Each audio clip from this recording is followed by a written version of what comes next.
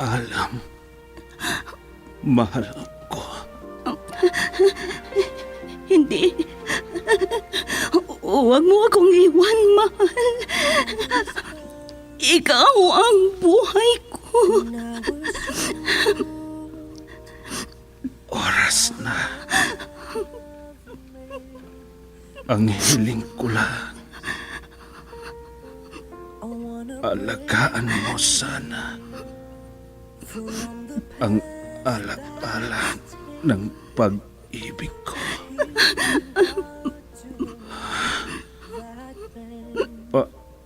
Alam, mahal ko. Hindi. Hindi ka mamamatay. Hindi.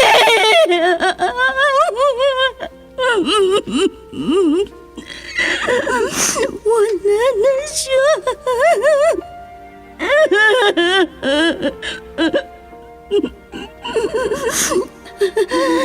Baunin mo ang walang hanggang pag-ibig ko. Saan ka man naroroon, mahal ko.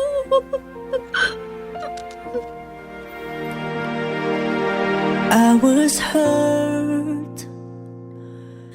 Recuerdos de la Vida. I thought you will forever. Drama na kung saan inyong mapakinggan ang mga pangyayari sa nakalipas na panahon sa buhay ng isang tao. Mga kaganapan at mga bagay na nanatiling alaala na lamang na nagkaroon na ng pugad sa dibdib.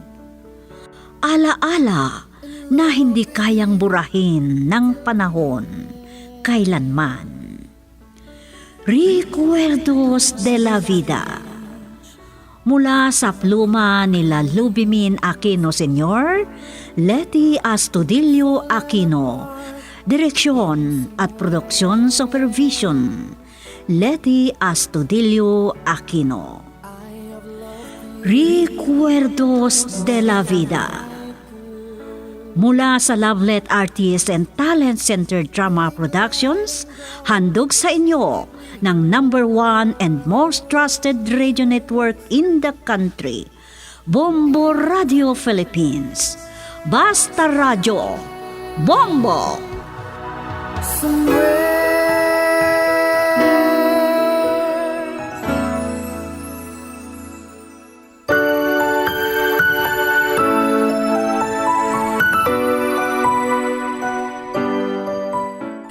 Magandang araw sa inyong lahat, mga giliw naming tagapakinig.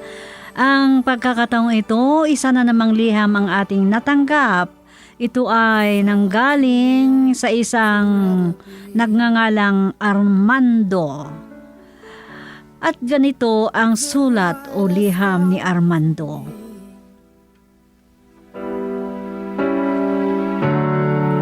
And I promise I will stay. Dear Tia Sofia, bago ang lahat, binabati ko kayo sa pamamagitan ng aking liham. Binabati ko lahat ang mga kapareho kong tagapakinig sa inyong dulang Recuerdos de la Vida. Ganon din binabati ko ang mga kapwa ko nakikinig sa lahat ng dula na ginagawa ninyo dyan sa Lovelet Artist and Talent Center Drama Productions. Binabati ko rin ang mga staff ng Bombo Radio. Ako po'y nakilahok sa inyong programang Recuerdos de la Vida dahil meron din akong karanasan o may kaganapan sa aking buhay na nag-iwan ng rekwerdo. At kung ano yun po ang aking isalaysay dito sa aking liham. Tawagin nyo na lang po ako sa pangalang Armando. At kung ano ang mga kaganapan, ito po ang umpisa. I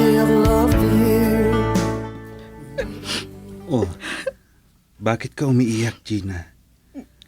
Nagsisisi ka ba sa nangyari sa atin? Baka isipin mo na mababa akong klase na babae.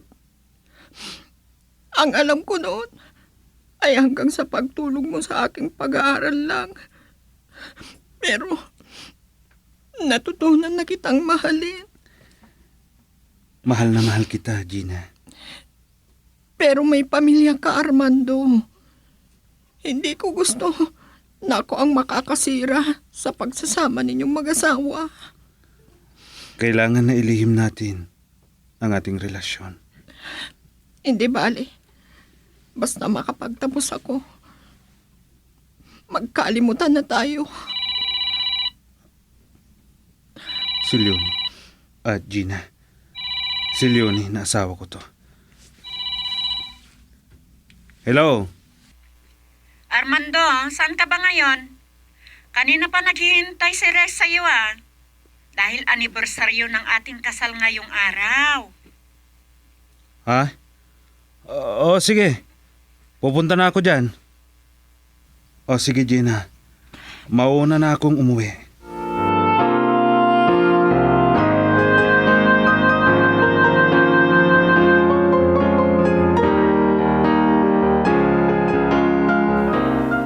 Happy anniversary, Han. Wow! Ang ganda ng singsing na ito Ang akala ko nakalimutan mo ng anibersaryo natin. Pwede bang kalimutan ko ang pinakamasayang parte ng buhay natin? Diyan ko kayo hinahangaan, Daddy, Mami. Alam nyo, pinagmamalaki ko kayo sa mga kaklase ko. At ipinagyayabang pa. Sana, gayahin ko kayo. Nasanmit ka na naman, Armando. Ito ang tubig.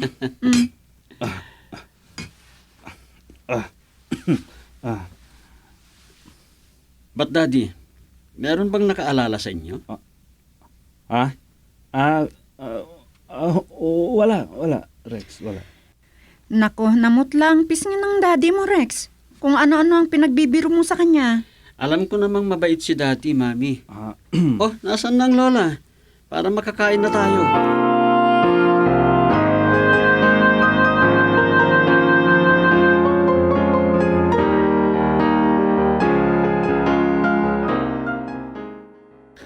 Mabuti naman. At maimbing na ang tulog ni Leonie. Kaya nagmadali akong pumasok dito sa banyo. Baka marinig pa ang pag-ring ng cellphone ko. Hello, Gina. Happy anniversary, Armando. Salamat. Oh, bakit ka huminga ng malalim? Hindi ka ba masaya? Gina, ikaw ang iniisip ko. Alam ko na nasasaktan ka. Kung ako ang nakakagulo sa buhay mo, sa masayang pagsasama ninyo ng asawa mo, magpapaubaya ako. Alam ko na masasaktan ka lang. Kaya pwedeng ituloy natin ang relasyon natin. Pero mag-iingat tayo. Maglimutan na tayo. Hindi bali. Ilang buwan na lang at magtatapos na ako. Sige na, Gina. Saka na tayo mag-usap uli.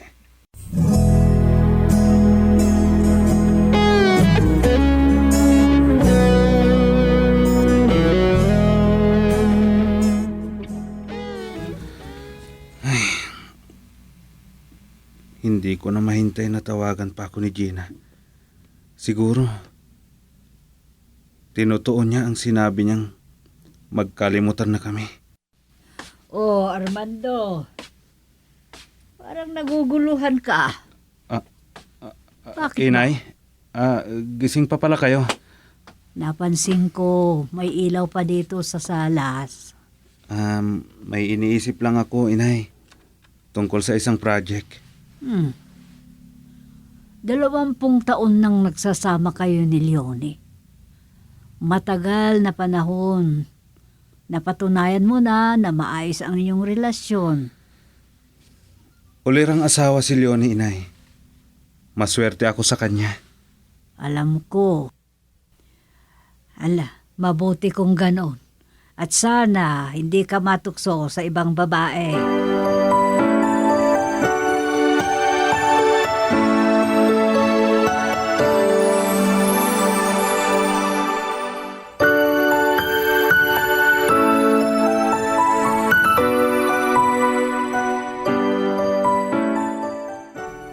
Mula nung nagsama kami ni Leonie bilang mag-asawa, Tia Sofia, ay walang naging problema sa aming dalawa. Pero nung nakilala ko si Gina, ay mahina ako sa tukso. Pero kung minsan, nakukonsensya rin ako. Nung magtapos sa kolehiyo si Gina, dalawa lang kaming nag-celebrate sa isang restaurant.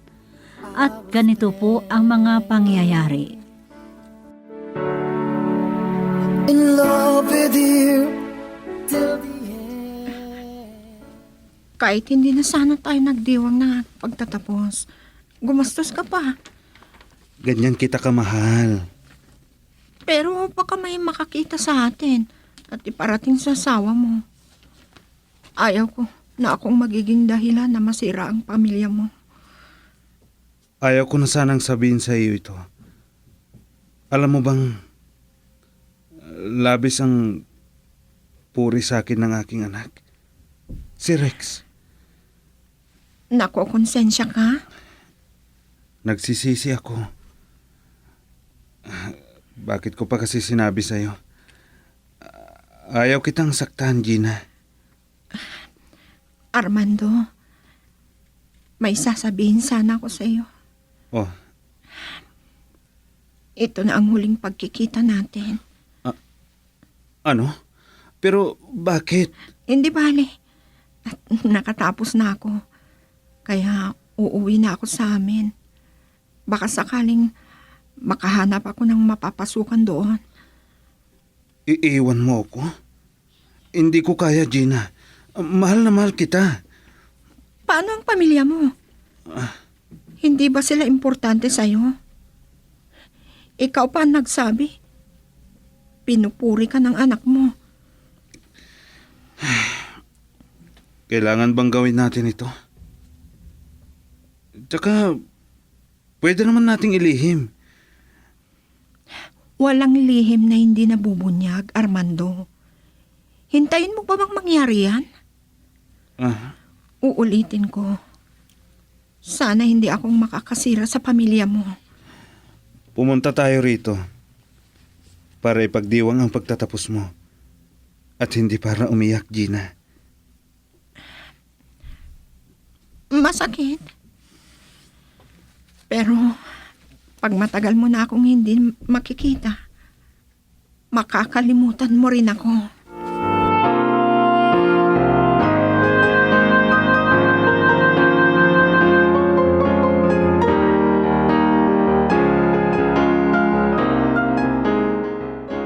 Mabuti at dumating ka na, Armando.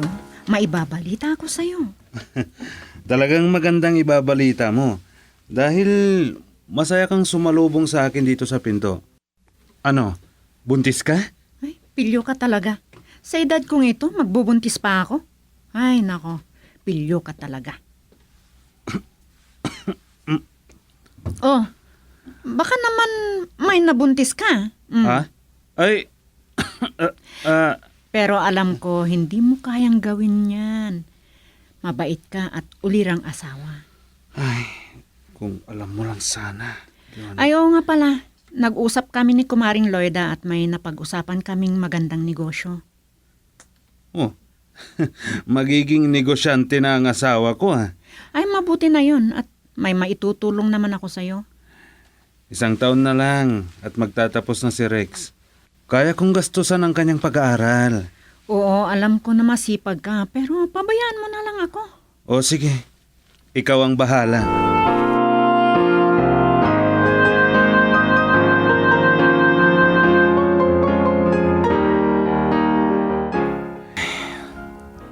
Hindi na ako tinatawagan ni Jenna. Siguro, kinalimutan niya na ako. Sa palagay ko, nagpalit ng SIM card para hindi ko naguluhin pa. Oh, hindi mo yata matawagan si Leon Armando. Baka naman masyadong abala yung tao. Tumawag na siya kanina, inay. Sinabi niya na gagabihin siyang uuwi dahil may dadaluhan daw na party. Bakit hindi ka sumama sa kanya? Sandali. Sino ba yung tinatawagan mo sa cellphone mo kanina? Kaibigan ko, inay. Si Primo. Tinawagan ko dahil may alam siyang nagbebenta ng lupa. Armando, ngayon ko lang sabihin to sa'yo, ha? May nakakita daw sa'yo na may kasama kang ibang babae. Inay? Si Leslie po yun. Siya ang inutusan ng boss niya na makipag-usap sa akin. Talagang ayaw mong pahuli, ano? Ay, Alam mo, binata na ang anak ninyo, kaya magbago na. Magbago ka na, anak.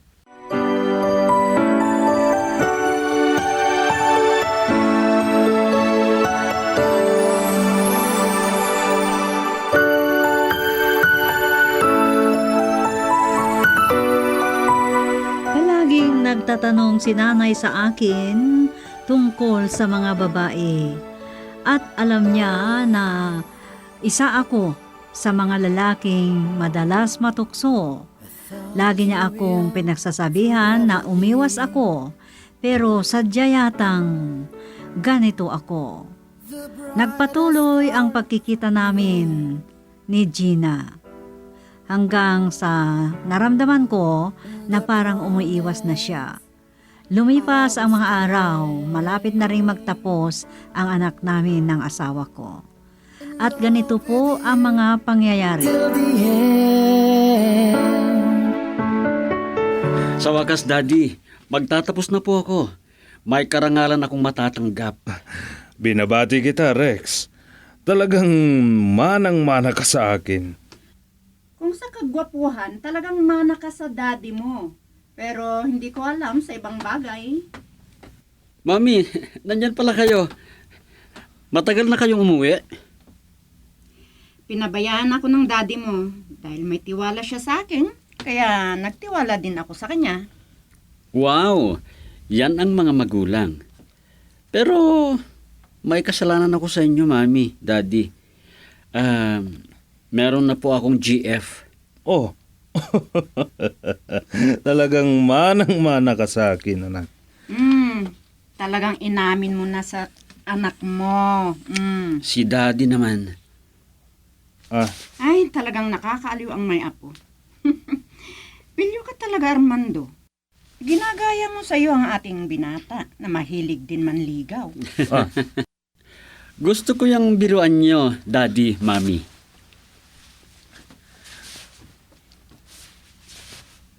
Biro ko lang yan, Rex. Siya nga pala, dahil nagkataon na anniversary ninyo, pinanganak si Baby, ay ipagdiriwang natin ng sabay ang anniversary ninyo. At ang kaarawan ni Baby, sa 1 taon na niya. Oh, aba, masaya yan kung ganoon. At hayahan mo, paghandaan namin ng mami niyo yan.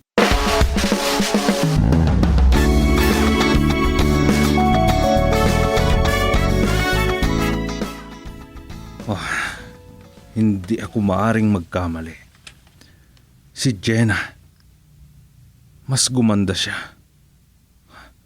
Hahabulin ko. Kailangan ko na makausap siya. Talagang sabik na ako sa kanya. Pero, wala pa kaya siyang ibang nobyo. Ayun, nakita niya na ako. Binilisan niya ang paglakad. At gusto niya akong iwasan. Hindi. Hindi kaya niya ako namimiss. Kahit makita at makapag-usap lang kami sandali.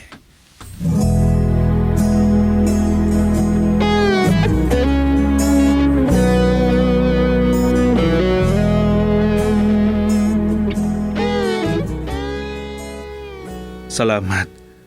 At pinagbigyan mo ako. Alam ko, iniiwasan mo ako, Gina. Tapos na tayo, Sir Armando. At wala na tayong dapat balikan pa. Sir, kamo. Iyan ang dapat. Kailangan na respetuhin kita. Ang alam ko, hindi na tayo magkikita, Gina. Sa susunod, mag-iwasan na tayo. May nobyo ka na ba? Meron na. At may usapan na kaming magpapakasal. Binabati kita. Sana maging maligaya ka sa piling ng maswerteng lalaki.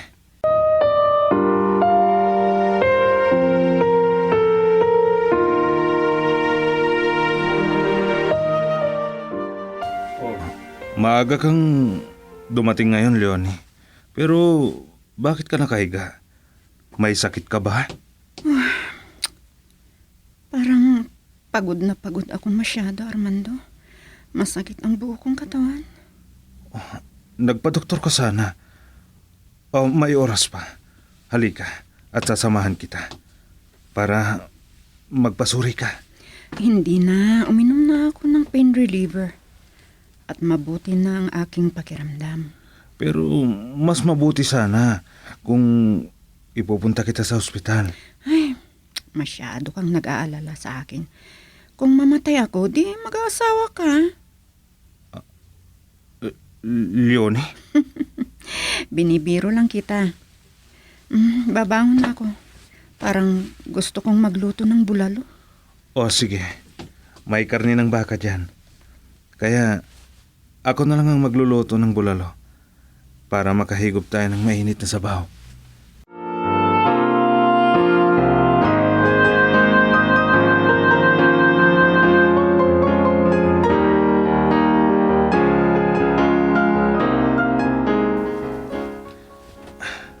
Si Gina ang nag-text. Pwede pa pala yung SIM card niya. Hindi ako sigurado kung makarating sa inyo ang mensahe ko. Hindi na sana ako magparamdam sa iyo. Pero masaya ako na ibalita na may lalaking tanggap ang aking pagkatao at naghanda ng pakasalan niya ako. Gina, patawarin mo ako. Sinira ko ang iyong dangal. Sana maging masaya ka ngayon. Anak, Inay. kumusta na yung asawa mo? Akala ko pina-check up mo sa ospital. Kailangan na may confine, Inay. Para ma-check up ng husto ng doktor. May sakit pala siya sa puso. Ano?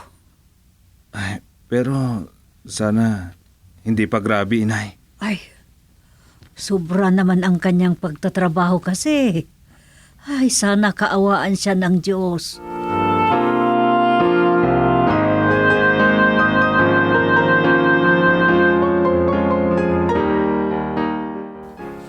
Mami, kumusta na ang pakiramdam ninyo?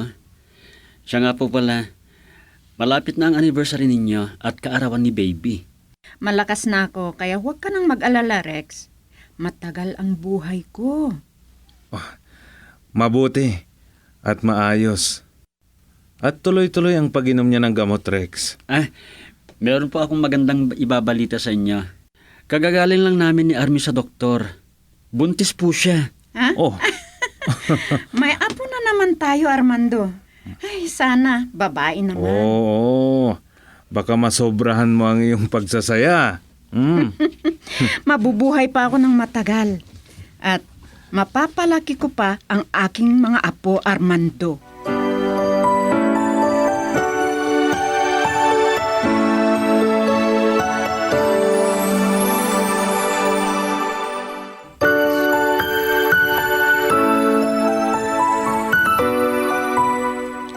Tinupad ni Rex ang pangako sa amin na naging bongga ang anibersaryo ng kasal namin at sinabay pa ang selebrasyon ng kaarawan ng apo namin.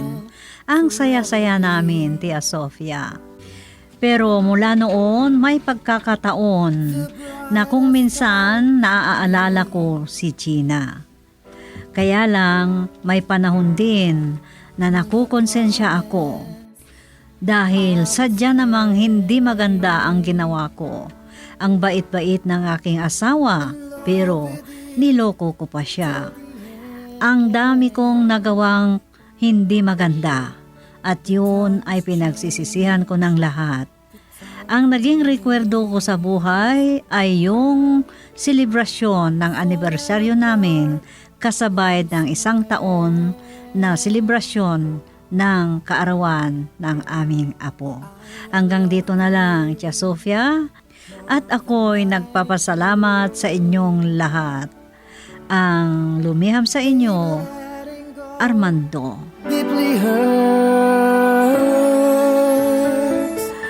Salamat sa iyong pagdulog sa aming programa dito sa Recuerdos de la Vida, kaibigang Armando. Sana patnubayan ng may kapal ang iyong pamilya at sana huwag mo nang ulitin ang ganon na pagkakamali at malaking kasalanan yon, mabigat na kasalanan. Hanggang dito na lang at kami nagpapasalamat din sa iyo. At dyan nagtatapos ang kwento ng buhay ni Armando dito sa ating dulang Recuerdos de la Vida. Isinaayon sa script ni Delphine Dumayas at sa direksyon Leti Astudillo Aquino. Mula sa Lovelet Artists and Talent Center Drama Productions, inihahandog sa inyo ng #1 and most trusted radio network in the country, Bombo Radio Philippines. Basta Radio, Bombo! Goodbye.